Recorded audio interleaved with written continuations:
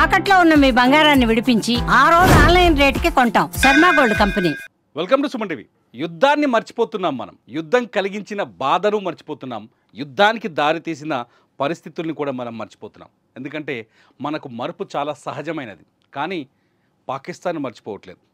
మనం కొట్టిన దెబ్బను, ఆ గాయాన్ని గుర్తుపెట్టుకొని ఇంకా కలలో కూడా భారత్ని ఊహించుకుంటోంది. భారత్ అంటే భయపడుతోంది.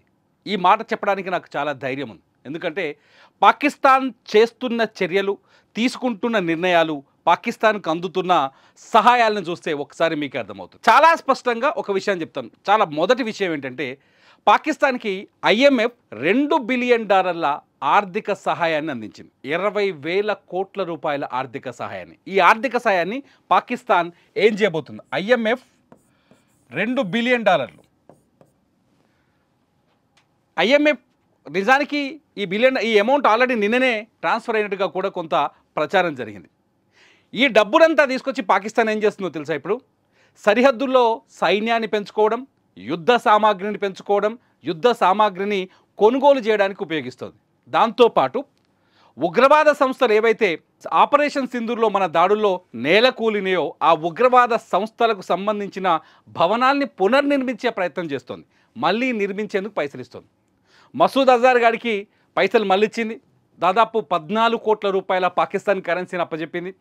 అట్లాగే వాడు ఉన్నాడు కదా, లష్కరే తోయిబా అధినేత, వాడికి రక్షణ కల్పించడానికి, వాడి సంస్థలు POKలో కూలిపోయిన సంస్థలు కూలిపోయిన వాడి శిబిరాలకి పునర్నిర్మించడానికి మళ్ళీ డబ్బులు మంజూరు చేస్తుంది. గొప్ప విషయం ఏం తెలుసా? ఉగ్రవాదులకు సంబంధించిన వ్యవహారాల్లో పాకిస్తాన్ పోలీసులు, మిలిటరీ డైరెక్ట్గా పాల్గొంటుంది. సిగ్గుందా ఇంకా పాకిస్తాన్కి? ఇంకొక పెద్ద డౌట్, అతిపెద్ద డెవలప్మెంట్ ఏంటంటే ఇది పాక్కు చైనా ఖరీదైన ఓదార్పు. చైనా పాకిస్తాన్కి మద్దతు ఇస్తుందంటే ఊరికనే ఇవ్వట్లేదు, పాకిస్తాన్ని బోలెడు వాడుకుంటోంది. ఒకసారి కీలుబొమ్మగా మారిన మనిషిని, ఫర్ ఎగ్జాంపుల్ మనమే కావచ్చు, ఎవడైనా మనం కామెంట్ చేస్తుంటే లేకపోతే మన అరచేతిలో ఇరుక్కొని మనం ఏం చెప్తే పని చేస్తాడు చూసినావు, ఆ పని వాని మనం ఆడుకుంటాం అనమాట. నా కొడక చేయిపోరా, నేను చెప్పింది చేయాల్సిందే నువ్వు అని ఆడుకుంటాం, ఆడిస్తాం.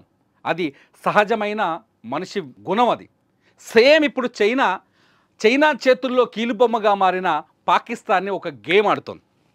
IMF నుంచి పైసలు వచ్చినాయి కదా, దాదాపు 20,000 కోట్ల రూపాయల అమౌంట్ వచ్చింది కదా, ఆ డబ్బుని రికవరీ చేసుకునే ప్రయత్నం చేస్తుంది చైనా. దానికి చైనా పాకిస్తాన్ ముందు పెట్టిన ప్రపోజల్ ఏంటో తెలుసా?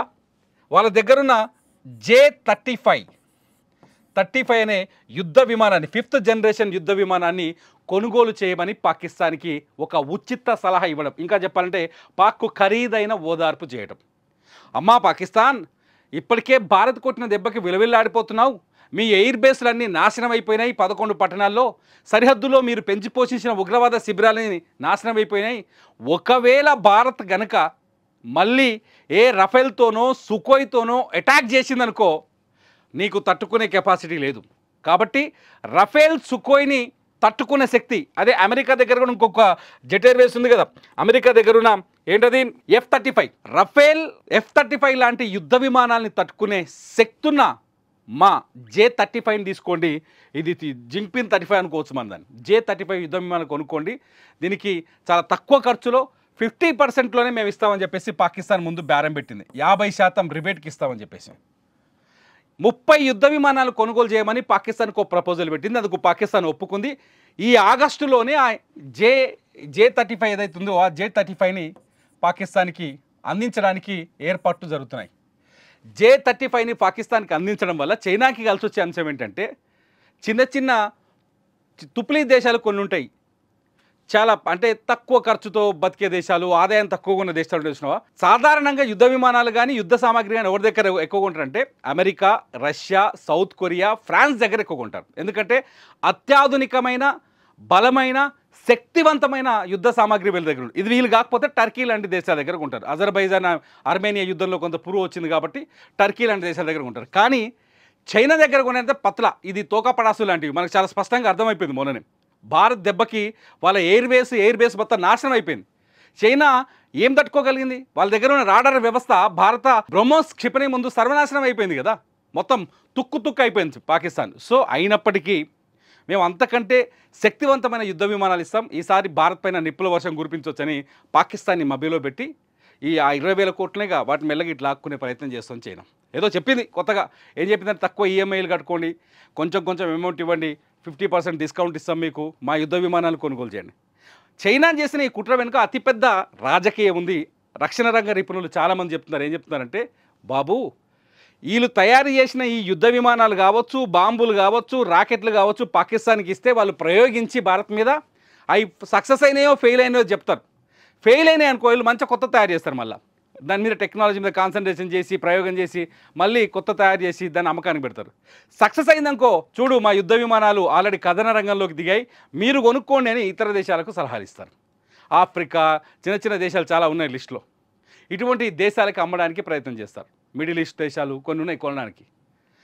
పాకిస్తాన్లో ఏదైనా ఆయుధం సక్సెస్ అయిందనుకో వాటి అమ్మకానికి పెట్టుకోవడం కోసం చైనా పాకిస్తాన్ ఒక మార్కెట్ కింద, శాంపిల్ మార్కెట్ కింద వాడుకుంటుంది. పాకిస్తాన్ ఏం చేస్తుంది, అమ్మో మాకు చైనా సహాయం అందిస్తోంది అని చెప్పేసి ఆ సహాయాన్ని కింద తీసుకొని భారత్ పైన ప్రయోగం చేస్తుంది. ఇది చైనా చేస్తున్న దొంగ నాటకం. ఇందులో పాకిస్తాన్ నాయకులు మంచి అవినీతి పరులు, బీభత్సంగా ఆమ్యామ్యాలు మింగేస్తున్నారు. ఇది ఇప్పుడు జరుగుతున్న విషయం.